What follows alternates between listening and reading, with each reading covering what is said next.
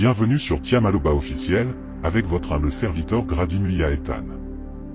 Merci pour votre confiance, fidélité et nous vous demandons de vous abonner massivement pour ne rien rater. Plusieurs candidats à l'élection présidentielle de décembre 2023 en République démocratique du Congo, dont Moïse Katumbi, Martin Fayulu, Denis Mukwege, Marie-Josée Ifoku, Seth Kikuni et Franck Diongo, ont publié une déclaration conjointe mardi 31 octobre, exigeant que la Commission électorale nationale indépendante, CENI, réponde à leurs préoccupations concernant la tenue d'élections transparentes. Interrogé sur l'opinion du gouvernement à propos de cette démarche de l'opposition, le porte-parole du gouvernement, Patrick Muyaya, estime que cette position n'est pas surprenante, car l'opposition semble davantage préoccupée par la contestation électorale que par le processus électoral lui-même. Rien d'étonnant, car comme je l'ai dit précédemment, j'ai l'impression que l'opposition se prépare davantage à contester les élections qu'à les organiser. Il est essentiel de replacer l'organisation des élections dans un contexte évolutif. En 2006, nous avons organisé nos premières élections pluralistes, et depuis, 17 ans se sont écoulés. Nous sommes sur le point d'atteindre un certain niveau de maturité, mais il est essentiel de se rappeler que l'organisation d'élections dans un pays de la taille du nôtre, avec des problèmes d'infrastructure et près de 100 000 candidats le même jour, est un défi bien connu de ses opposants. Par conséquent, il est illusoire de s'attendre à des élections parfaites à 1000% compte tenu de leur attitude envers la CENI, a regretté Patrick Muyaya lors d'un point presse conjoint avec son collègue de l'industrie, Julien Paluku-Kaongia, le mardi 31 octobre 2022. Il a ajouté, il demande le dialogue, et nous aussi, nous souhaitons un dialogue, mais ce dialogue doit avoir lieu devant le peuple congolais.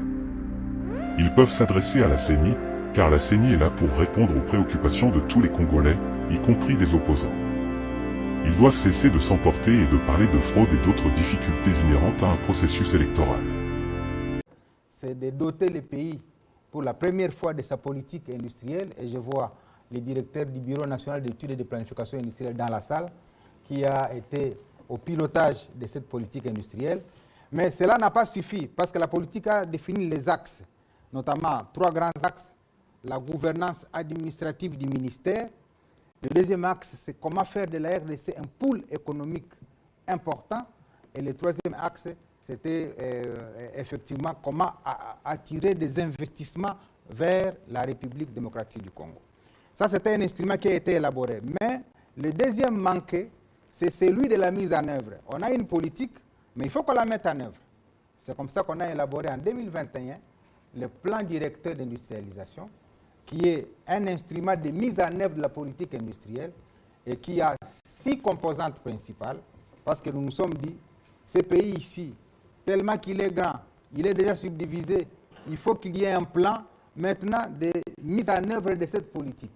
Alors, nous lui avons doté de 6 composantes principales. Pour industrialiser ce pays, c'est 1, il faut que nous ayons des infrastructures routières, parce que pour assurer l'interconnexion de l'ensemble des 26 provinces, nous avons recensé l'ensemble des routes prioritaires qu'il faut construire. Et nous leur avons donné même un coût. Donc l'étude, le plan, a sorti les composantes et le coût. Lorsque vous voyez, je ne sais pas si on va nous décliner les tableaux, toutes les infrastructures routières qu'il faut construire en RDC équivalent à peu près 21 milliards de dollars. Ça, c'est la première composante. Deuxième composante, infrastructure énergétique. Parce qu'on ne peut pas industrialiser le pays sans énergie. On a pris la centrale Inga, on a recensé toutes les microcentrales hydroélectriques sur l'ensemble de la République démocratique du Congo et on les a chiffrées à 22,2 milliards de dollars. On s'est dit, troisième composante, les routes, l'électricité ne suffisent pas. Il faut les chemins de fer. On a recensé tous les segments des chemins de fer qu'il faut construire dans ces pays et le coût des segments de chemins de fer à construire vaut 9,1 milliards de dollars. Nous étions avec le Premier ministre, excusez-moi de vous interrompre, hier à Bouta, où nous avons justement visité une station de train de Bazoélé, la société de Bazoélé. Les gens peuvent lire ça sur les tableaux qui viennent de passer. On a dit, nous sommes traversés par un boulevard, qui est le fleuve Congo, avec beaucoup d'affluents, de confluents, et que l'interconnexion de la RDC demande qu'on construise des ports un peu partout. On a recensé tous les ports qu'il faut construire sur l'ensemble de la République, dont le coût est estimé à 2,5 milliards de dollars. On a recensé en outre toutes les pistes et les aéroports, parce que la RDC est grande, route, chemin de fer, rail, aéroports, fleuves, rivières, lacs. On les a recensés et tout cela nous a coûté autour de 1,1 milliard. Et la sixième composante, c'était les zones économiques spéciales. Pour dire, eh bien, on a les espaces, on a les potentiels, mais comment on les rend beaucoup plus viables pour que les populations se retrouvent dans les richesses que nous avons sur l'ensemble du territoire national. On a essayé un peu de voir quels sont les potentiels qu'il y a dans chaque espace et quel type de zone économique on peut développer dans ces espaces-là. Et c'est comme ça qu'on a évalué les coûts. Vous avez suivi, le président de la République nous a rappelé, je crois, à une des réunions du Conseil des ministres, le coût de la mise en place des zones économiques spéciales est de 1,9 milliard de dollars. Alors, le total du plan directeur d'industrialisation coûte 58,4 milliards de dollars. Alors, les gens, lorsqu'on a sorti ces documents, ils commençaient à dire, mais vous êtes en train de rêver, où est-ce qu'on va trouver ces 58,4 milliards de dollars? Nous sommes dit, pour commencer, il faut commencer. Vous connaissez, c'est le slogan qui m'est cher. Pour commencer, il faut commencer. Et on n'apprend pas à commencer, il faut commencer. Nous avons commencé par la zone pilote de Maluku, dont la création date de 2012. Et la loi, d'ailleurs, sur les zones économiques spéciales, date de 2014. Mais la zone a tardé à se mettre en place et nous avons le directeur général de l'Agence des zones économiques spéciales qui est dans la salle. Nous l'avons remobilisé pour qu'on commence par quelque part. Monsieur le ministre, vous allez continuer, mais pour des besoins de pédagogie, zone économique spéciale, qu'est-ce qu'on vous entend? Qu'est-ce qu'il y a dans une zone économique spéciale? Oui, zone économique spéciale, c'est 3 concepts. Premier concept, zone. Deuxième concept économique. Troisième concept, spécial. Zone, ça veut dire c'est un espace économique dans lequel se déroule une activité économique. Spécial, espace à l'intérieur duquel l'État accorde des facilités qui dérogent au droit commun. C'est-à-dire, quand vous vous y installez, par exemple, première facilité, c'est que si vous aménagez la zone, c'est-à-dire vous êtes le développeur d'une zone économique spéciale, l'État vous accorde des exonérations de 10 ans. C'est-à-dire, vous construisez, vous importez des machines, vous y faites tout ce que vous faites, tout ce que vous amenez pour aménager la zone, vous avez 10 ans d'exonération. Et après 10 ans, on fait une évaluation. Et si l'évaluation est satisfaisante, on vous accorde encore 10 autres années. Ça fait 20 ans. Et à la 21e année, vous commencez à payer 50%, la valeur de 50% des impôts que vous devriez payer. Alors, lorsque vous êtes une entreprise maintenant qui est attirée par les développeurs à l'intérieur de la zone, vous avez des exonérations de 5 ans, une fois renouvelable, ce qui vous fait 10 ans. Ça fait qu'effectivement, l'État congolais a choisi ce modèle économique pour essayer un peu d'attirer suffisamment d'investissements, aussi bien nationaux qu'étrangers, parce que souvent, quand on parle d'investissement, les gens croient que ça concerne que les étrangers. Ça concerne que les étrangers. Alors, j'ai même adressé une lettre à la Fédération des entreprises du Congo et à toutes les organisations patronales, que ce soit des Copemeco et tout, pour dire, voici l'occasion que le président de la République, Félix Tshisekedi, offre à tous les investisseurs nationaux et étrangers pour dire, vous venez vous installer dans une zone, vous avez 5 ans d'exonération renouvelable une fois, ça vous fait 10 ans, ça vous permet d'amortir votre investissement sans beaucoup de problèmes. Tout à fait. Et l'autre avantage, c'est que lorsque vous êtes dans une zone économique spéciale, il y a un guichet unique. Il n'appartient pas à un service, environnement, cadastre, tel, de venir auprès de l'opérateur économique. Le guichet unique est construit à l'intérieur de la zone et c'est là où l'opérateur économique s'adresse pour payer les taxes et les impôts qui sont dus à l'État. Il n'est pas question à quelqu'un d'aller toucher à un opérateur économique. Donc c'est pourquoi elle s'appelle zone économique spéciale. Donc avec des mesures spéciales. Alors, nous avons commencé par Maluku et tout le monde a été témoin effectivement des premiers résultats de la zone de Maluku avec l'inauguration par le président de la République de la première usine qui est sortie des cendres depuis 2012. C'est l'usine de fabrication de carreaux et de faïences. Elle a une capacité de 50 000 mètres carrés par jour. Je ne sais pas s'il y a des gens qui sont habitués aux chiffres. 50 000 mètres carrés par jour, si vous faites fois 30 jours ou 20 jours, ça vous fait presque 1 million, de mètres carrés de production par jour à Maluku, ce qui satisfait totalement la demande. Et lorsque vous évaluez la valeur en termes d'argent que désormais nous conservons dans le pays ici, vous multipliez la valeur de 1 mètre carré qui est autour de 6-7 $. Hein?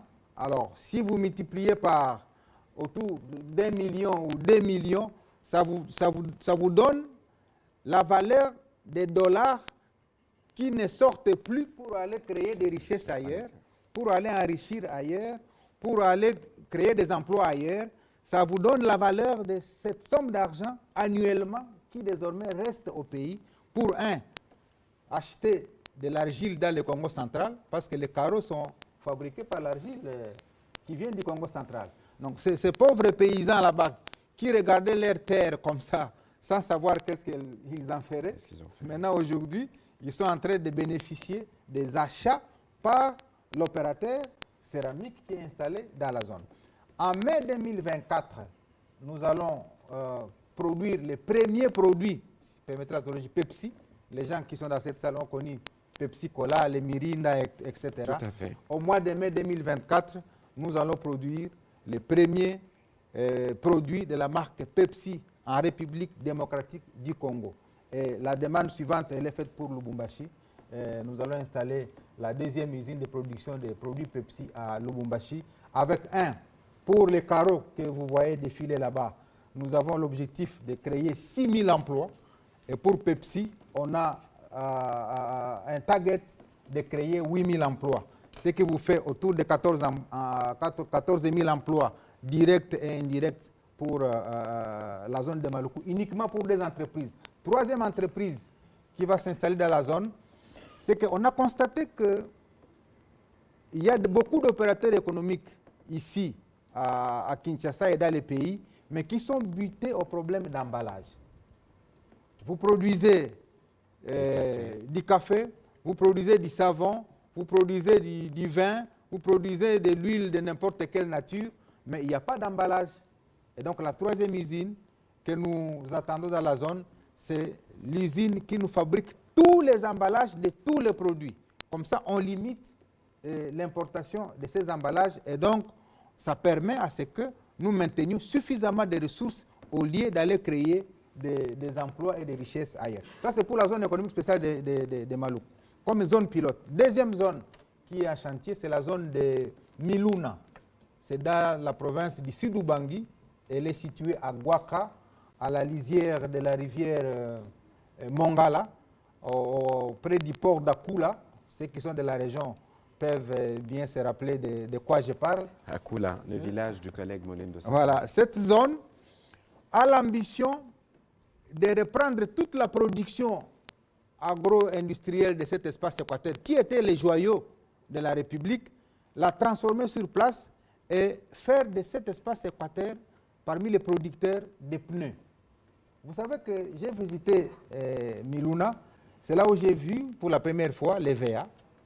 Et moi-même, j'ai sectionné l'arbre de l'EVA et j'ai vu le latex. Mais parce que vous parlez des VA, vous savez que la révolution industrielle pour laquelle Léopold a tué plus de 10 millions de Congolais, c'était essentiellement pour produire les caoutchoucs qui faisaient les pneus. Et c'est le capital qui est ressorti de là qui a créé l'Union minière du Haut-Katanga. Exactement. Et donc, la zone, nous la créons autour de tous ces potentiels-là pour dire, désormais, cet EVA ici, ces cacao ici, ces cafés qu'il y a dans l'espace équateur, on les transmet sur place. Et au lieu d'aller, tous nous avons eu des souliers qu'on appelle le goudi. Goudir. Hein? Tout ça, on doit désormais les faire en République démocratique du Congo et c'est à l'Équateur. Comme ça, on viabilise la rivière Mongala, parce que nous avons aussi en charge ce qu'on appelle le corridor de développement industriel. De la rivière Mongala, on se jette dans le fleuve. Et du fleuve, on vient soit à Kinshasa, soit on remonte sur Kisangani, et ça devient un point de jonction. Et cette zone de Miluna permet d'ouvrir un autre corridor qui va du port d'Akula jusqu'à Zongo, et de Zongo, on construit un pont pour se jeter sur Bangui, et ça ouvre vers le corridor de l'Ouest pour que nos produits aillent vers le Cameroun et toute l'Afrique de l'Ouest. Donc ça, c'est l'ambition de cette zone. Troisième zone, c'est la zone de Kisushi, au Katanga, de 4000 hectares. Elle est déjà opérationnelle. Et cette zone a l'ambition d'accueillir effectivement les premières unités de transformation de nos minéraux. Parce que déjà dans le Katanga, nous avons commencé la transformation du cuivre en fil électrique. Je crois qu'on peut balancer les images. Grâce à l'appui du Fonds de promotion de l'industrie, nous avons commencé à transformer les cuivres localement en câbles électriques. J'ai été en Chine pour voir où est-ce que notre cuivre s'est rendu pour être transformé en câble et nous revenir ici. Maintenant, on a dit non, on met fin à ça. On transforme notre cuivre, on produit les câbles électriques. Nous avons 4200 différents types de câbles électriques qu'on produit à Lubumbashi. Pour 1 million de kilomètres de câbles le mois. Ça vous fait 12 millions de kilomètres de câbles à même d'être produits. Et nous avons déjà les commandes de la Tanzanie, de la Zambie, du Kenya, de tous les pays de l'Afrique de l'Est en matière de câbles. Est-ce que ça répond d'abord à nos besoins en termes de câbles? Parce que lorsqu'on parle de câbles, les gens pensent courant. Oui, d'abord, la production intérieure des câbles électriques répond déjà à la demande interne de la SNEL. C'est pourquoi nous avons demandé que les surplus soient vendus à l'extérieur. Et je vais vous faire rire, c'est que lorsqu'on finit par... voilà, les câbles sont en train de passer là-bas. Lorsqu'on finit par produire les câbles, on demande d'exporter nos câbles. Eh bien, il s'est avéré qu'au niveau de la douane, il n'y avait pas de code d'exportation des câbles. Il y avait seulement le code d'importation. C'est-à-dire le pays a été fait pour n'importer que les câbles. Et n'est jamais en export. Et pourtant, nous sommes producteurs. Alors, j'ai été obligé d'appeler le ministre des Finances pour qu'il invente un code pour permettre à nos produits made in Congo de quitter la RDC et d'être exportés. Ça, c'est la fierté en fait, de la politique que le président de la République, son excellence Félix Antoine Tshisekedi, a insufflé. Là, je suis dans le Katanga. Maintenant, nous sommes sur Lualaba, où nous avons fini. Alors, vous étiez dans le Haut-Katanga. Oui, on était dans le Haut-Katanga. Okay. Maintenant, nous sommes sur le Lualaba, où on développe une zone économique qui va se charger maintenant de la production des batteries électriques. Vous savez, c'est le projet qui est encore une fois cher au président de la République. Il a appelé la RDC Pays Solutions, mais Pays Solutions sur deux volets. Un, les volets forêt, parce que nous absorbons la quantité importante du CO2 pour nous permettre de libérer l'oxygène et de lutter contre le réchauffement climatique. Deuxième solution, nous détenons les minéraux stratégiques. 1, le cobalt. 2, le lithium. 3, le nickel. 4, les manganèses. Tout le monde connaît ce qu'on appelle Kisenge et manganèse. Maintenant, ce sont ces ressources-là qui aujourd'hui deviennent des ressources rares.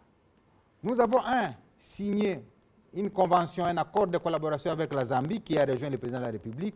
2, les États-Unis nous ont rejoint le 13 décembre, encore une fois, ma date d'anniversaire, si on peut l'appeler ainsi. Le 13 décembre 2022. Que ce ne soit pas vendredi 13. Les États-Unis ont signé pour rejoindre la RDC dans la construction de la chaîne de valeur autour des batteries électriques. Je reviens de Bruxelles avec le Premier ministre. L'Union européenne vient de signer aussi pour accompagner la RDC dans la mise en place de cette chaîne de valeur. Donc, Monsieur le ministre, vous avez dit qu'il n'est pas facile de faire le bilan des ministères comme les nôtres, mais sur le plan structurel, nous nous sommes dit, quand les gens voyaient les ministères de l'Industrie, ils voyaient les fonds de promotion de l'industrie. Mais nous nous sommes dit, non, on doit construire les fondamentaux de ces ministères. C'est ainsi qu'aujourd'hui, à part les fonds de promotion de l'industrie, maintenant nous avons le Bureau national d'études et de planification industrielle, dont le DG est dans la salle, qui a la mission de mener des enquêtes industrielles pour savoir à telle période nous étions à combien d'entreprises industrielles, à telle autre période on est à combien. Et il mène des études d'orientation pour savoir qu'est-ce que le gouvernement peut mener comme politique pour essayer un peu de relever le niveau industriel d'un coin. 2, nous avons l'Agence des zones économiques spéciales, qui est l'organe de régulation de toutes ces zones qui naissent à travers la République. 3, nous avons créé ce qu'on appelle le Conseil congolais des batteries, qui est la structure de gouvernance de cette grande machine de batteries électriques. Je nous informe, nous tous ici, que la valeur du marché des batteries électriques aujourd'hui est estimée à autour de 271 milliards de dollars. Mais l'ambition que le président de la République a, c'est de ramener cette valeur à 7 000 milliards de dollars avec les minéraux congolais. Lorsque j'en parle souvent, Les gens disent que c'est presque de la folie. Mais il y a de quoi? Vous êtes des 271 milliards à 7 000 milliards. À 7 000 milliards de dollars. Pourquoi? Parce que la valeur actuelle se mesure par la valeur brute de nos matières. Mais la technologie qu'on va apporter à nos matières, le lithium, le nickel, le cobalt, le manganèse et les autres, selon les différentes phases, va nous faire passer de 500 millions de dollars, de 1,8 million et puis de 7 000 milliards de dollars. Et rappelez-vous que l'Europe a voté une loi qui interdit l'utilisation des véhicules à moteur thermique d'ici 2035. Alors, nous devons capter cette opportunité-là. Pour toute l'Europe n'aura plus de véhicules à diesel, n'aura plus de véhicules à essence en 2035. Alors, qu'est-ce qu'on fait? Alors, comme nous avons le lithium, nous avons le nickel, nous avons le cobalt, nous avons le manganèse, et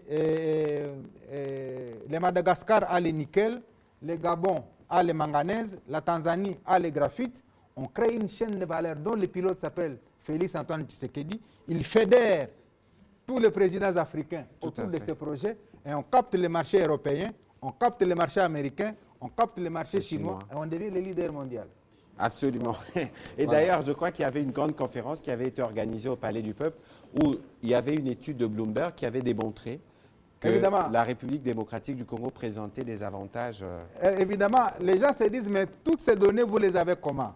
Ces données sont assises sur une étude de Bloomberg.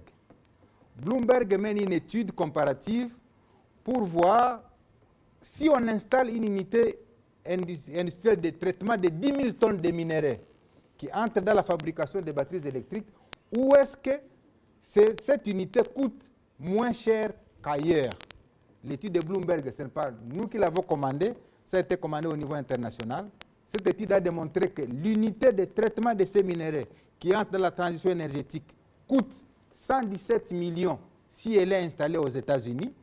Cette unité coûte 112 millions si elle est installée en Chine. Cette unité coûte 65 millions si elle est installée en Pologne. Et cette unité coûte seulement 39 millions de dollars si elle est installée en République démocratique du Congo. C'est donc sur base de cette étude que le chef de l'État a nourri l'ambition de dire alors, nous développons la chaîne de valeur des batteries. Et l'Union européenne vient de nous rejoindre après les États-Unis pour dire finalement la RDC se trouve être le pays solution au niveau de cette transition énergétique. Voilà ce qui fonde la fierté de nous les Congolais et qui devait fonder la fierté de tout le monde pour dire nous avons été comme un pays de guerre, un pays de corruption, un pays de malédiction, mais maintenant il faut que nous commencions à apprendre ou à être fiers d'être la solution à la problématique mondiale du réchauffement climatique. Tout à fait. C'est quand même des choses qui ne sont pas peut-être visibles par le commun des mortels, mais je crois qu'il était important que vous nous invitiez pour que nous parlions de ça. Tout à fait. Je ne vais pas parler de la zone de Moussénéné, au Nord Kivu.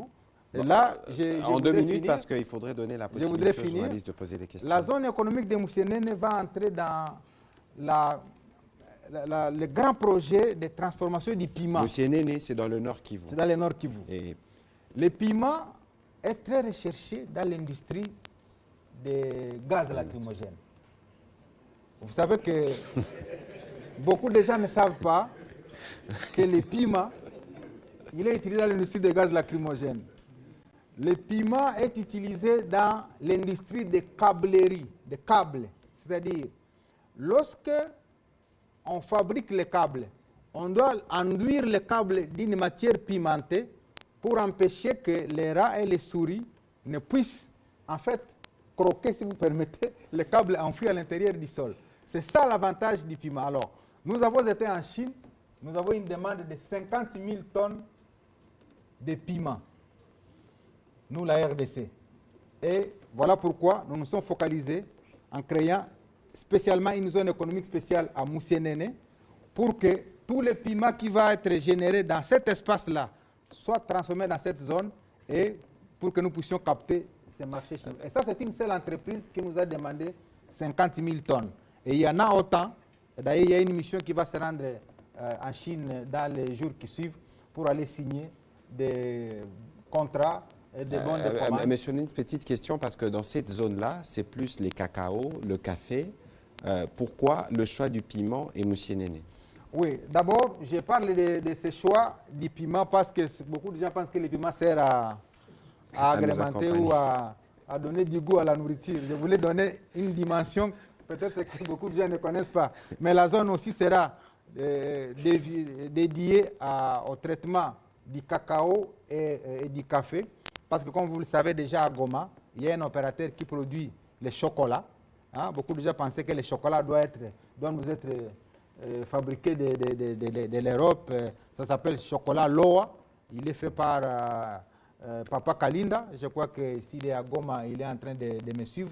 Et donc nous voulons amplifier ce genre d'unité de transformation pour que le cacao soit transformé d'abord en poudre, ensuite en chocolat, et permettre que nous commencions à consommer les chocolats congolais et que nous exportions ce chocolat-là à travers le monde. J'espère qu'il y aura le code qui permettra d'exporter les chocolats. Voilà brièvement donc, ce que je peux dire en introduction, en attendant peut-être que je me soumette à l'exercice de Chevalier de la Plume. Merci beaucoup, monsieur le ministre. Merci beaucoup, monsieur le ministre. Évidemment, il y a beaucoup à dire dans les secteurs industriels, mais comme on peut voir que toute la fondation a été posée, comme on a coutume de le dire, il existe un plan d'industrialisation, il existe de coûts chiffrés par rapport à nos besoins en termes de connexion du pays, des routes, des ponts et d'autres infrastructures, notamment énergétiques, mais il y a déjà des réponses locales qui sont données, notamment pour ce qui concerne les usines des câbles et bien d'autres qui ont été présentées tout à l'heure, mais qui laisseront, parce que nous souhaiterons continuer ce travail justement de vulgarisation de ce qui a été fait dans les prochains jours sous d'autres formes.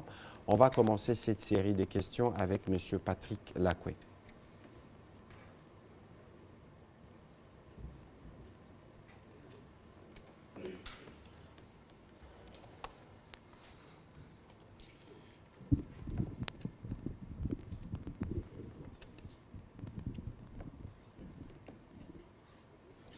Merci, Excellence. Belle présentation du secteur industriel de la RDC. Seulement, ce que nous produisons est consommé par qui? Qui sont les principaux consommateurs des produits congolais? Quel est aujourd'hui le taux de pénétration du secteur agro-industriel? Et aujourd'hui, quelle est la place des laboratoires de recherche dans le secteur industriel? Merci. Monsieur le ministre, allez-y. Oui, allez-y, Tikotak. Bon, je ne sais pas si nous ne consommons pas ce que nous produisons. Ce qui est vrai, c'est que le constat qui a été fait, c'est que nous importions pour 7 milliards de dollars chaque année, dont la valeur des produits agroalimentaires a presque 3 milliards de ces 7 milliards. C'est la façon de vouloir renverser la tendance qui nous amène à développer ce que je vous ai développé comme politique ici. C'est impensable qu'on importe pour 3 milliards en produits agroalimentaires alors que nous avons ce que nous chantons toujours, 80 millions d'hectares de terres arables, 40 millions de terres irrigables, ça nous fait 120 millions. J'étais avec le ministre de l'Agriculture pour lui dire, mais où sont ces 120 millions d'hectares de terres arables et irrigables? Il a dit, on est en train d'élaborer ce qu'on appelle le cadastre agricole. Donc la RDC va mettre en place un cadastre agricole à l'instar du cadastre minier et du cadastre foncier, pour que celui qui va arriver en RDC et demander les 80 millions d'hectares de terres arables et les 40 millions d'hectares de terres irrigables, qu'on lui dise c'est dans telle province, dans tel territoire, dans telle chefferie ou dans tel secteur. Donc ça va nous aider à renverser la tendance de ce que vous avez développé tout à l'heure et commencer à consommer ce que nous produisons. Je peux vous dire que par exemple pour la zone de Maluku, où nous produisons le carreau aujourd'hui, les dernières informations que nous avons, c'est que dans le programme 145 territoires maintenant, toutes les infrastructures de l'espace ouest ici ne sont plus pourvues en carreau et en faïence importées. Maintenant, toutes les commandes se font à l'intérieur de la zone économique spéciale de Maluku. Donc ça veut dire que la politique industrielle qui est faite aujourd'hui a pour ambition de faire consommer nos produits. Je reviens tout à l'heure de l'expo qui est organisée par le ministre du Commerce extérieur. J'ai vu effectivement que nous produisons beaucoup, mais ce n'est pas connu. Et le ministre de l'Industrie a la charge, pour ceux qui ne le savent pas, d'élaborer des normes. Et depuis 2019, nous avons fait adopter 2000 normes. Ça veut dire que les produits congolais désormais, qui devaient être destinés à l'exportation, sont certifiés Made in Congo avec code barre. Parce que lorsque les produits devaient être mis à la place internationale, les opérateurs économiques prenaient les codes barres soit de l'Angola, soit des pays voisins. Et c'est comme ça que les produits arrivaient en international, identifiés autrement, sans que ça soit une production de la RDC. Ceux qui sont à l'Est savent que beaucoup de produits sont estampillés Made in Rwanda, Made in Ouganda ou Made in Kenya. Maintenant, on a mis fin à ça par la production des normes parce que nous avons un comité national de normalisation qui a la charge de cette question. Alors, le taux de pénétration, il est encore très faible. Nous avons trouvé en 2019 525 unités industrielles.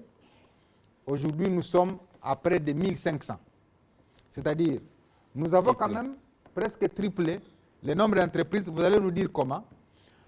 Nous avons changé la politique du fonds de promotion de l'industrie. À l'époque, tout le monde venait s'abreuver sur les fonds. Mais qu'est-ce que nous avons fait?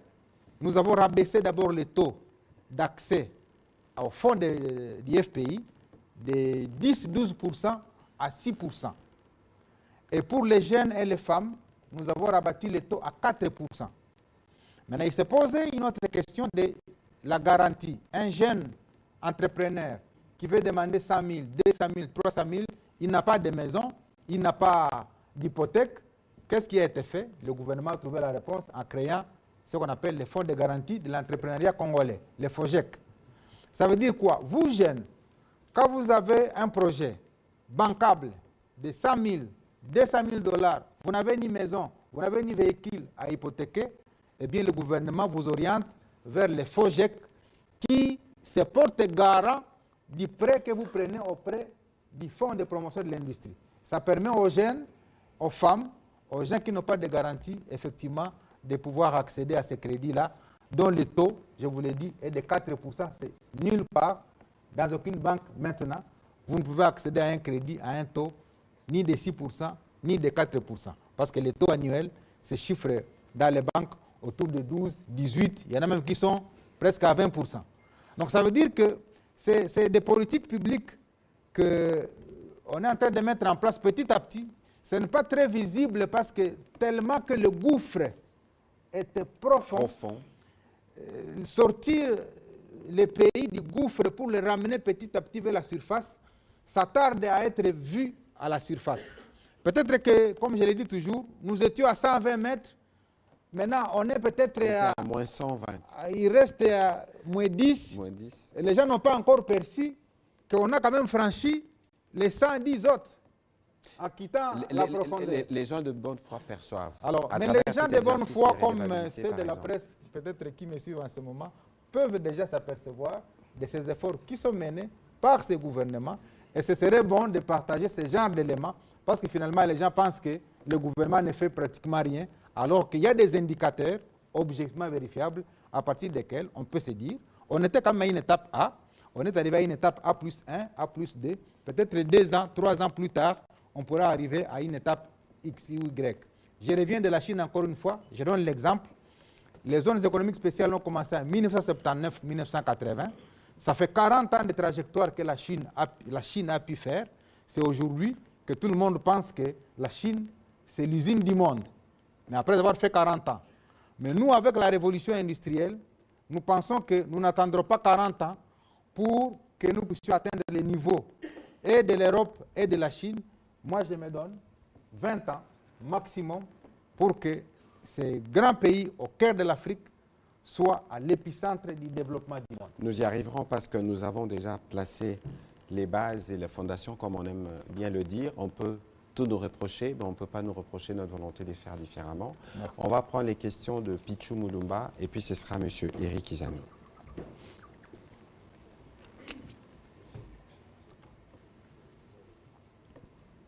Merci beaucoup, Monsieur le ministre. Excusez-moi, je vais m'écarter du sujet sur des efforts du gouvernement dans le secteur de l'industrie. J'ai plutôt 2 petites questions d'actualité au porte-parole du gouvernement.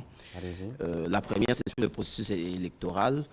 Quel est le sort aujourd'hui de nos compatriotes de l'Est vont-ils voter, oui ou non? Qu'est-ce qui est fait au niveau du gouvernement? Et la dernière préoccupation, quel commentaire vous faites, monsieur le porte-parole du gouvernement, de la dernière déclaration des 6 candidats présidents de la République? Il y a Moïse Katumbi, Martin Fayoulou, Denis Mukwege, Franck Diongo, José-Marie Ifoko et Seth Kikouni qui s'inquiètent notamment de l'opacité dans les processus de financement des élections et ils appellent finalement au dialogue avant les élections. Écoutez, je vais commencer par la deuxième question. Je me ferai évidemment compléter sur l'un ou l'autre aspect par mon collègue de l'industrie qui, je rappelle, a été pendant 9 ans gouverneur de la province du Nord. 12 ans. 12 ans. Vous révisez. Je m'excuse, monsieur le gouverneur. Écoutez, finalement, nous étions ici il y a quelques mois sur la question de la congolité, entre guillemets, pour utiliser l'expression qui était en vogue. On nous a accusés de tout le nom. Moi, je l'ai dit ici que le premier agent marketeur de l'initiative de la loi Tchani, c'était M. Olivier Kamitatou. Que des préjugés, jusqu'à penser que le gouvernement ou l'Union sacrée ou le président de la République, on utiliserait la justice pour bloquer la candidature de certains. C'était de l'agitation à gauche, à droite, des procès d'intention, des préjugés. Encore une fois, vous voyez que les choses ne se sont pas passées. Parce que justement, les gens ne se rendent pas compte que le Congo est en train de se consolider davantage dans sa démocratie. Je suis le premier qui dit ici que nos amis de l'opposition doivent quitter la périphérie pour venir challenger justement notre stratégie industrielle avec les zones économiques spéciales reparties dans les territoires, tout ce que nous faisons dans le cadre de l'industrie du cobalt, de la chaîne de production qui va mêler plusieurs pays africains. C'est cela les débats de fond. Donc une chose était de dire, écoutez, le processus n'est pas transparent, on va exclure les candidats, ce n'est pas inclusif, etc. Mais lorsque les faits donnent raison, il faut bien qu'il y ait une certaine honnêteté à un certain moment pour dire, écoutez, nous nous sommes trompés d'analyse, comme beaucoup vont se tromper encore dans les analyses qui suivront. Alors, rien d'étonnant, parce que je vous l'ai dit ici, que moi, mon impression, c'est que l'opposition prépare plus la contestation que les élections. Il faut d'abord situer la question de l'organisation des élections dans un contexte évolutif, parce que nous étions en 2006 à la aux premières élections plurielles, nous sommes en 2023, ça fait 17 ans. Nous avons presque atteint l'âge de la maturité, mais il ne faut pas oublier que les élections, on l'organise dans un pays grand comme le nôtre, avec des problèmes d'infrastructure, etc., que le collègue a répété tout à l'heure. N'oubliez pas que le processus devient encore plus complexe lorsque vous avez presque 100 000 candidats qui doivent voter les mêmes jours. Et donc, toutes ces choses sont connues de ces opposants. Et donc, c'est illusoire de penser que nous aurons des élections parfaites à 1000% au regard justement de l'attitude, notamment de leur attitude vis-à-vis de la commission électorale indépendante. C'est bien qu'ils veulent le dialogue parce que nous voulons le dialogue, mais devant le peuple congolais. C'est bien qu'ils approchent la CENI parce que nous l'avons dit, la CENI est là, y compris pour les opposants et pour nous et pour tous les Congolais, pour leur donner des réponses. Mais faire de fuite en avant, parler des tricheries, parler de ceci, des difficultés qui sont inhérentes à un processus électoral complexe dans un pays comme les nôtres, ne doivent pas être expliquées à ceux qui sont candidats président de la République parce qu'ils sont censés les savoir. L'excuse sur les financements ou l'opacité dans les financements, mais c'est tous les débats qu'il y a depuis les débuts du processus électoral. Mais observez avec nous que toutes les étapes majeures du processus électoral ont été tenues. Et donc, le Conseil, si je dois revenir sur ce que j'ai déjà dit plus d'une fois à nos amis de l'opposition, c'est de lire ce que nous faisons. Parce que pendant le moment de la campagne électorale, le peuple doit les challenger. J'espère que les médias, vous leur poserez des vraies questions. Quelle est votre stratégie dans les secteurs de l'industrie? Quelle est votre stratégie dans les secteurs de la santé? Quelle est votre stratégie dans les secteurs de l'éducation, dans les secteurs de la diplomatie? Vous verrez qu'ils n'auront que des incantations comme réponse. Nous sommes dans le possible et ils sont dans l'impossible. Et moi, je suis curieux de lire leur programme et de l'écouter commencer à parler de leurs offres plutôt que de s'acharner sur la commission électorale dont certains ont des membres dedans. Et donc j'espère que le moment venu, ils verront la CENI pourra donner les réponses. Nous, gouvernement, pour ce qui concerne la sécurité, les financements, c'est un choix que nous avons fait. On le fera pour tenir le rendez-vous du 20 décembre. Le seul dialogue que nous attendons, ce sera avec le peuple congolais. Pour revenir sur le deuxième volet de votre question, sur la situation dans l'Est. Aujourd'hui, tous les efforts consentis par les présidents de la République, c'est de s'assurer que le processus électoral de 2023 soit un processus inclusif, qui inclut à la fois des Congolais à l'intérieur du pays et des Congolais à l'extérieur du pays. Pour la première fois, on a en relais des compatriotes qui sont aux États-Unis, en France et qui pourront voter. Donc, il n'est pas juste pour un gouvernement de regarder 1,5 million de compatriotes, principalement pour celles qui sont dans ces parties, dans ces territoires de l'Est, ne pas pouvoir voter. Il y a des efforts en cours dont j'ai déjà parlé précédemment ici, qui, nous l'espérons, pourront aboutir et permettre à la CENI de faire un enrôlement pour permettre, si ce sera laborieux pour les autres scrutins, notamment les législatives nationales, provinciales et municipales, pour permettre à ces compatriotes de voter pour le président de la République. C'est évident qu'ils voteront pour le président de la République parce qu'il a fait montre d'un grand leadership pour permettre le retour de la paix dans cette partie du pays. Et donc, nous allons continuer ce travail sur plusieurs fronts et nous espérons que dans les jours qui viennent, nous pourrons trouver un couloir qui permettra à certaines de nos populations de s'enrôler pour participer au vote suivant. Monsieur le ministre, 12 ans gouverneur, sûrement que vous avez un commentaire à faire à la fois sur la question justement de la sécurité et sur cette question électorale. Oui, merci cher collègue. Moi je pense que je vais livrer quand même un constat amer quand j'observe la classe politique congolaise. Moi, ma formation de base, c'est le développement, avant d'emprunter les Sciences Po pour lesquelles je prépare ma thèse d'ici là.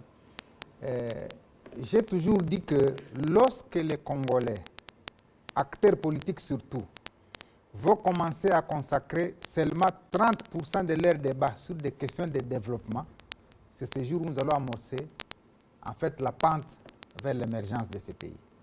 Mon constat, c'est qu'en République démocratique du Congo, on fait le copier-coller aveugle des débats qui se font en France, des débats qui se font en Belgique, des débats qui se font aux États-Unis, alors que ces États sont indépendants depuis 1776 pour les États-Unis, 1889 pour la France, 1789 pour la France. Ça fait des siècles et des siècles qu'ils ont une expérience de démocratie. J'ai lu toute l'histoire de la France. Les femmes ont commencé à voter en France en 1945. Mais nous, on a commencé la démocratie en faisant voter les femmes immédiatement. La révision constitutionnelle pour réduire les mandats de 7 ans à 5 ans est intervenue en 2000. Donc, il ne faut pas que les gens commencent à venir amener des débats dans la classe politique congolaise sans se ressourcer sur l'histoire des États que nous prenons comme modèle. Donc, moi, je voudrais nous conseiller, nous, acteurs politiques, de plutôt promouvoir des débats comme celui-ci, débats autour duquel vous m'avez invité pour qu'on parle du développement de la République. Comment on industrialise les pays? Quels sont les mécanismes pour qu'on sorte les pays de son isolement? Ce sont là les grandes questions autour desquelles les acteurs politiques devaient savoir. Mais ici, dialogue, je ne sais pas, transition. Pourquoi? Parce que tout simplement, tel voudrait avoir tel ministère, tel autre. Et encore, si on les place là-bas, c'est pour quel résultat qu'il va donner. On a vu tous les gouvernements d'union nationale ou de quoi, ça n'a produit aucun résultat, sinon on ne serait pas ici en train de venir développer pour la première fois la mise en place d'un plan d'industrialisation ou d'un plan directeur. Si tous ces acteurs-là avaient pour ambition de devoir penser, réfléchir développement, on ne serait pas en train de vouloir commencer 63 ans après l'indépendance. Donc c'est vraiment un conseil que je voudrais donner à nous les acteurs politiques. Deuxième chose, la question de l'Est nous préoccupe tellement. Et je crois que vous avez donné la réponse. Ce n'est pas ici le lieu de commencer à définir les stratégies qui sont mises en place par les secteurs de la défense nationale par rapport à ce qui se passe. Vous savez, c'est un monstre à l'Est qui demande des stratégies aussi monstrueuses pour devoir les déboulonner. Et les stratégies sont en cours évidemment sur 5 fronts: judiciaire, médiatique, économique, diplomatique et militaire. On va prendre des questions en série pour terminer parce que nous avons déjà grignoté le temps du journal. Prince Maïro, Marlon Kacham, et on va terminer par Madame Rachel Kitty. Allez-y, Monsieur Izami. Nous avons tous un poison silencieux parmi nous. Nous les côtoyons sur la rue, dans nos quartiers, dans nos rivières et même dans nos forêts. Il s'agit de sachets. On a parlé de la désachétisation. Et parmi vos efforts fournis, oui, Pourquoi est-ce que les entreprises... Oui, Désachétisation. oui, désachétisation. C'est un néologisme. Le ministre a parlé de l'emballage et tout ce qui devrait être fait. Pourquoi est-ce que ces entreprises-là tardent à venir? Parce que ça va nous aider, d'un côté, à assainir ou à embellir notre cadre de vie. De l'autre, vous connaissez l'axiome du maître Lavoisier. Rien ne se perd, Rien ne se crée. rien ne se crée, mais tout se transforme. Ça, c'est la première question. Deuxième question, nous sommes, c'est vrai, vous n'avez pas tort, le gouvernement, que de dire que nous sommes pays solution. Mais nous le sommes, non pas à ce que nous regardons par nos efforts, c'est par la création. Dieu a voulu que notre pays soit comme ça. Nous sommes le diamant de la création, disait le pape. Mais qu'avons-nous déjà fait, notamment par rapport au fait que le chef de l'État, Félix-Antoine Tshisekedi Tshilombo, avait promis à notre population que de faire venir plusieurs labels. Je vois ici Mitsubishi, Toyota, etc., notamment parlant de la production de batteries. Pourquoi? Parce qu'à mon avis, ça pourra peut-être occuper utilement nos jeunes qui sont dans la partie orientale. Vous avez été pendant longtemps gouverneur. Ça va les dissuader à ne pas aller tenir des armes pour tuer comme ça impunément.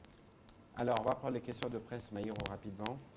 Monsieur le gouverneur, Monsieur le ministre, excusez-moi, nous répondrons par série. Ça me colle toujours à la peau. Hein. J'ai des petites questions. D'abord au ministre de l'Industrie. Vous avez parlé de la zone économique spéciale de Baloko. Je voudrais savoir combien d'emplois ont été créés exactement dans cette zone économique spéciale. Et au ministre de la Communication, vous avez évoqué le processus électoral, mais je voudrais revenir sur un point. Une autre actualité, ce sont les arrêts de la Cour constitutionnelle. Comment réagissez-vous à cela? Parce que voilà, toutes les requêtes en invalidation des candidatures contre Katumbi et contre le président Tshisekedi ont été rejetées. Votre réaction, s'il vous plaît. Mais la réaction, elle est courte. Il n'appartient pas au porte-parole du gouvernement de commenter les décisions de justice. Mais ce qu'il faut observer, c'est qu'il y a eu de gros procès d'intention et des préjugés sur la Cour. J'espère que autant on l'a applaudi pour ce qui s'est passé hier, autant on l'applaudira lorsque d'autres jugements ou d'autres sentences seront données les moments venus. Et puis les arrêts de la Cour sont inattaquables et opposables à tous, ainsi qu'aux administrations. Voilà. Merci beaucoup du complément. Monsieur Marlon Kachamou, et on terminera par Madame Kitita. Monsieur le ministre de l'Industrie, votre exposé, seulement votre exposé pourra nous conduire à des réflexions vraiment très approfondies. Mais nous vous en félicitons quand même. Alors ma question elle est celle-ci. Vous avez parlé de la révolution industrielle en République démocratique du Congo. Est-ce que vous avez fait allusion aussi à l'électrification de la République démocratique du Congo? Parce que nous savons tous que sans électricité, la révolution industrielle est impossible. Mais vous savez aussi que toute la République démocratique du Congo n'est électrifiée que moins de 10%. Oui. Mais comment vous allez faire pour concilier cela? Parce que c'est un vrai problème qui gangrène le développement de la République démocratique du Congo. Voilà, merci. Merci. Dernière question, Madame Kitita.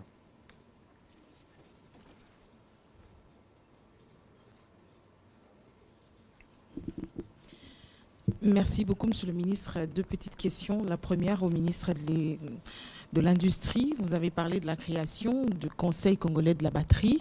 À quand la production de la première batterie en République démocratique du Congo?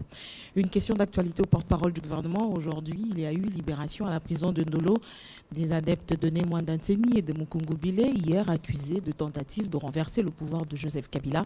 Aujourd'hui, avec cette libération, est-ce que pour certains, c'est pour des raisons électoraliste que cette libération a eu lieu, d'autant plus qu'à Kinshasa, on assiste déjà à une grave crise d'insécurité avec les Kuluna qui sèment la terreur dans la capitale. Merci. Bon, écoutez, je ne saurais pas m'étendre sur la question parce que je n'en maîtrise pas tous les aspects. Il va de soi que si c'est des dossiers judiciaires qui ont été ouverts, il faut être au courant et des faits qui ont été reprochés. Ce que je sais, c'est qu'il y a eu un plaidoyer qui a été fait par les ministres des Droits humains, M. Albert Fabrice Pouella, au dernier Conseil de ministres, et qui avait déjà rencontré l'assentiment du président de la République depuis plusieurs mois, qui a conduit à cette vague de libération. Il faudra peut-être, le moment venu, poser la question à l'auditeur général. Ici, nous, dans ce que nous faisons, nous ne sommes pas dans des visées électoralistes, parce que ces briefings, nous le faisons depuis 2 ans. On n'avait pas les élections en perspective, parce que nous, le moment électoral constituera un moment de rendez-vous de vérité entre ceux qui sont dans les incantations et ceux qui sont dans la réalité. Et donc, pour nous, les choses sont faites plutôt pour donner des réponses aux préoccupations de Congolais. Réservez cette question-là pour les briefings qui viendra avec le ministre des Droits humains. Il pourra sûrement vous donner plus de détails. Monsieur le ministre? Oui, j'ai noté la question relative au poison silencieux. Le concept, il est bien trouvé. Je pense que vous avez suivi dernièrement, lors du Conseil des ministres le vendredi dernier. Le président de la République nous a instruit, tout à fait, évidemment, à développer une politique que nous allons défendre comme modèle à dupliquer sur l'ensemble du territoire national. Parce que ce secteur est à cheval entre le ministère de l'Environnement, la province et puis le ministère de l'Industrie. Au niveau de l'environnement, c'est la gestion des déchets, ramassage et tout.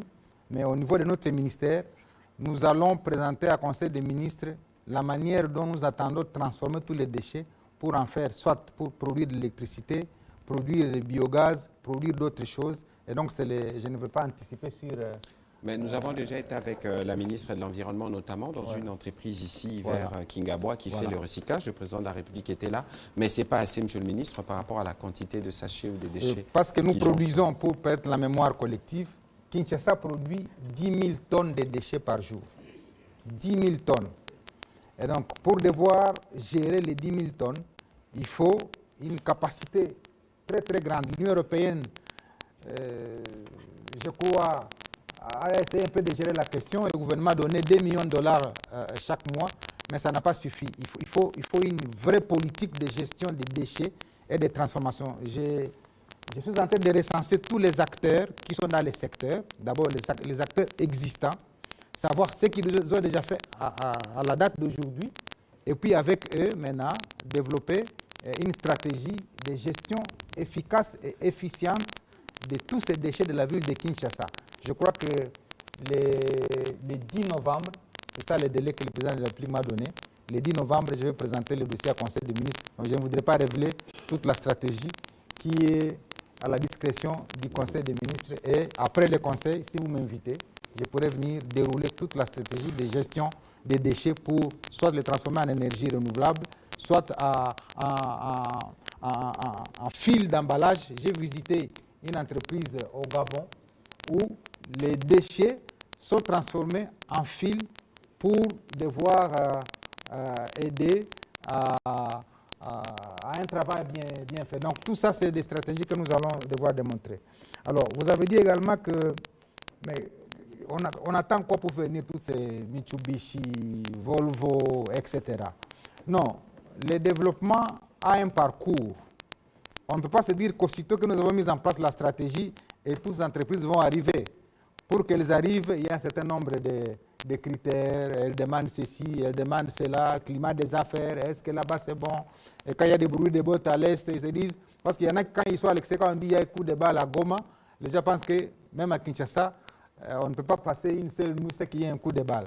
Donc c'est la raison pour laquelle les chefs nous déploient un peu partout à travers le monde dans une sorte de diplomatie économique de notre ministère pour à la fois parler des avancées que nous avons connues dans ces pays, malgré la situation qui se passe à l'Est et pour laquelle il y a toute une stratégie de devoir y trouver des réponses adéquates. Donc, il faut du temps pour que tout cela se mette en place.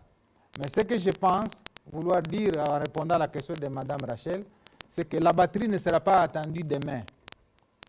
Donc, parce que les Congolais, ils sont là dans l'immédiateté.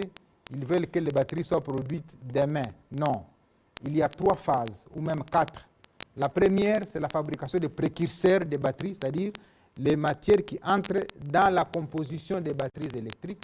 La deuxième, c'est la fabrication des batteries elles-mêmes. La troisième, c'est la fabrication des véhicules électriques. Et donc, ce sont des étapes qui sont séquencées sur 10 à 15 ans pour nous permettre d'avoir cela. Tous ceux qui ont fait ça, Tesla et les autres, ne l'ont pas fait en une année, en 2 ans. Donc, il faudrait qu'on nous donne le temps de devoir dérouler toute la stratégie. Et au nom de la continuité des affaires de l'État, ceux qui viendront après nous trouveront déjà tous les fondamentaux déjà construits et ils pourront poursuivre avec ce que nous avons fait.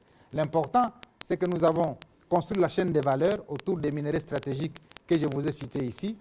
Je viens de Bruxelles, je l'ai rappelé là où j'étais, l'Union européenne met 300 milliards de dollars, je dis bien 300 milliards de dollars, dans les projets structurants et industrialisants en Afrique.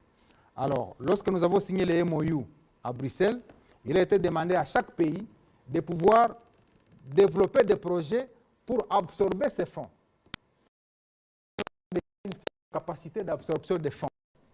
Voilà pourquoi nous sommes sur des vastes chantiers d'élaboration de projets bancables dans tous les secteurs, parce que j'ai présenté le plan directeur d'industrialisation de 58 milliards. Moi, je l'ai dit, dans vos 300 milliards, moi, j'ai déjà 58 qui sont consommés par le plan directeur. Mais le plan à lui-même, parce qu'il a des idées de projets, ne suffit pas. Il faut qu'on transforme ces idées de projets qui sont dans le plan en des véritables projets qui sont précédés par des études d'abord de préfaisabilité, ensuite des études de faisabilité pour nous permettre de capter ces fonds. Donc voilà tout le travail que nous sommes en train de faire pour nous permettre de ne pas rater les 300 milliards de l'Union européenne, mais également les 200 milliards des États-Unis, parce qu'en tout, ça nous fait entre 500 et 600 milliards que les États-Unis et l'Union européenne mettent à la disposition des projets dans la transition énergétique, dans les infrastructures énergétiques et énergies renouvelables pour permettre à ce que l'Afrique cesse d'être ce continent de la famine, continent de malédiction, continent de corruption. Mais désormais, avec la crise en Ukraine, eh bien, l'Europe a compris que le partenaire de demain, qui est le plus crédible parce qu'il a les ressources naturelles, c'est bien l'Afrique. Et il nous appartient à nous, à travers nos différents ministères, de pouvoir monter ces projets-là pour nous permettre de capter ces fonds qui sont mis à la disposition et pour lesquels, en face du Premier ministre, nous avons signé le Memorandum of Understanding. Les autres questions rapidement, Monsieur le ministre. Alors, la révolution industrielle, bien évidemment, je viens d'aborder la question, ces fonds-là vont nous permettre d'élever, évidemment, de pouvoir élaborer des projets pour les capter. Inga, pour moi, nous fait jaser inutilement. Parce que c'est 40 000 mégawatts, tandis que le potentiel restant sur l'ensemble du territoire, c'est 60 000 mégawatts. Ça veut dire que nous avons un potentiel plus important que Inga, en dehors de Inga. Mais tous nous semblons nous focaliser sur Inga et ça nous empêche de réfléchir parce que c'est la dernière étude que j'ai lue, c'est 13,9 milliards de dollars pour développer Inga. Or, avoir 13,9 milliards de dollars aujourd'hui, ce n'est pas facile. Par contre, comme on a déjà libéralisé l'électricité sur l'ensemble du territoire national, il est possible de construire des microcentrales à travers les pays. J'en ai l'expérience comme gouverneur. J'ai piloté 2 projets. Le premier projet, il est à Rutshuru, avec la centrale qui se trouve sur la rivière Rutshuru à Matebe. Et cette centrale est en train d'alimenter aujourd'hui la ville de Goma. J'ai piloté un autre projet à Butembo, sur la station de Ivoua. Et aujourd'hui, on est arrivé à la rivière Taliha. On va produire 12 mégawatts qui alimentent la ville de Butembo et la ville de Beni. Il y a un autre projet dans les territoires de Lubero qui va alimenter la zone économique spéciale de Moussenene, spéciale pour l'industrie du piment. C'est 12 mégawatts. Donc c'est autant de petits projets de 12-15 millions de dollars qu'on peut disséminer à travers la République et faire l'interconnexion du réseau et avoir le taux d'électrification qui est situé autour de 30, 40, 50% au lieu d'attendre Inga et ces 13 milliards de dollars que nous n'aurons pas demain. Donc c'est la stratégie qui est montée au niveau du ministère des Ressources hydrauliques et électricité en collaboration avec le ministère de l'Industrie. Donc voilà, Monsieur le ministre, chers collègues, la réponse de quelques éléments de réponse aux questions qui m'ont été posées. La batterie, Madame Rachel, ne vient pas demain, mais nous nous inscrivons dans une logique de 5, 10, 15 ans, parce que tous les pays sont passés par là. On ne développe pas un État comme la RDC en 1 mois, en 2 mois.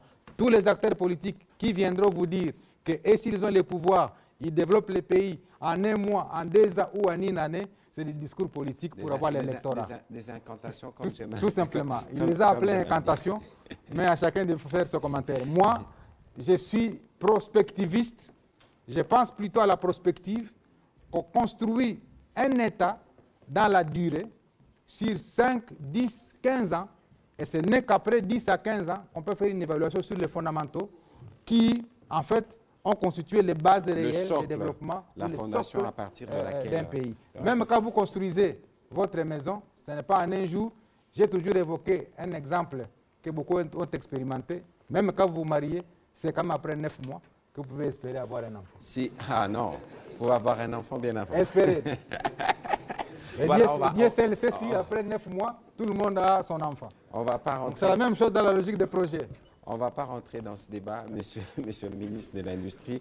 Merci beaucoup des éléments que vous avez apportés ce soir. C'était une part de ce qui a été fait dans les ministères de l'Industrie. L'exercice consiste bien évidemment, dans la suite de ce que nous avons fait précédemment, à vous présenter ce que nous avons fait. Les résultats ne sont jamais une génération spontanée parce que les résultats se construisent et nous avons entamé avec le président de la République la construction de la fondation à partir de laquelle nous allons redresser et relever ce pays et nous attendons donc le moment de la campagne électorale pour voir nos idées être challengées. J'espère que nos opposants bouquinent nos projets parce que c'est sur ces questions-là qu'ils devront répondre. Monsieur le ministre, merci. Nous nous retrouverons dans d'autres cadres. On va terminer cet exercice non pas sans rappeler l'accord historique qui a été signé cet après-midi sous les auspices du président de la République comme facilitateur désigné de la communauté des Afriques de l'Est dans la crise au Tchad. Donc le principal opposant, le docteur Succès Masra, pourra retourner dès demain ou dans le prochain jour à N'Djamena avec tous ceux qui ont quitté le Tchad à la suite des événements d'octobre 2022. C'est aussi une illustration du front de la reprise de la diplomatie de la République démocratique du Congo.